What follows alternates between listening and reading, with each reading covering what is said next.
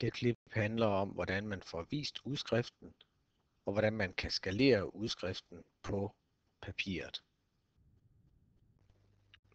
Efterhånden som vi har fået vores regneark rettet til, så det kan bruges som en regning til vores kunde, så nærmer vi os det tidspunkt, hvor vi gerne vil se, hvordan det kommer til at tage sig ud som udskrift.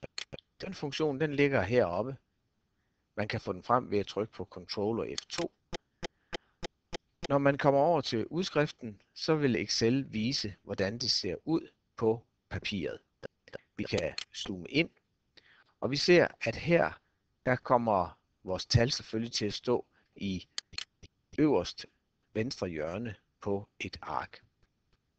Det kan godt være, at vi kunne udnytte det papir lidt bedre, og derfor så kan vi gå herover i det, der hedder sideopsætning og justere nogle ting. Vi kunne for eksempel gøre det, at vi vender vores papir om, så det bliver på langs. Stadigvæk så står vores tekst heroppe. Der er god plads, så vi kunne godt tænke os at få det forstørret, så det fylder noget mere på papiret. Kommer bare til at stå med større bogstaver. Og det er den funktion, der står hernede, der hedder juster, og det er en skalering. Herinde, der kan vi sætte værdien op, og den kan faktisk sættes rimelig meget op her. Vi trykker os ind på den.